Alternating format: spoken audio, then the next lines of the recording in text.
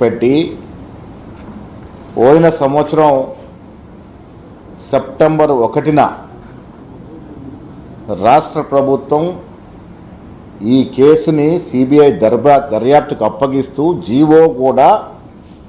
జీవోతో పాటు నోటిఫికేషన్ జారీ చేయడం జరిగింది.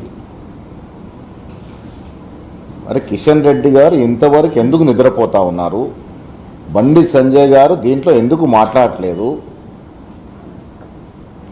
బీజేపీకి బీఆర్ఎస్ పార్టీకి ఉన్నటువంటి లోపాయికారి బంధం అడ్డం రావడం వల్లే వీరు సిబిఐకి రాష్ట్ర ప్రభుత్వం కేసును అప్పజెప్పు దాదాపు నెలలు గడిచినా ఎందుకు దీని మీద చర్యలు లేవో బీజేపీ నాయకులు చెప్పాల్సిన అవసరం ఉన్నది. ఇలా ప్రజా సొత్తుని మెక్కేసినటువంటి నాయకులు హైకోర్టు ప్రస్తావించిన కొన్ని అంశాలని ఆసరా చేసుకొని సంబరాలు చేసుకుంటా ఉన్నారు. హైకోర్టు ఎక్కడ కూడా ఎవరికి కూడా క్లీన్ చిట్ ఇవ్వలేదు, దర్యాప్తు ఆపమని చెప్పలేదు. పీసీ ఘోష్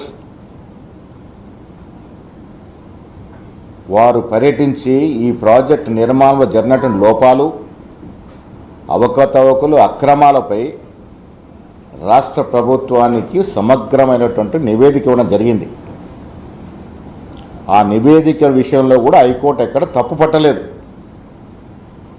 బాధ్యులెవరు, దోషులెవరు, ఎక్కడెక్కడ తప్పులు జరిగాయి, ఏమేమి లోపాలు ఉన్నాయనే వివరాలన్నీ కూడా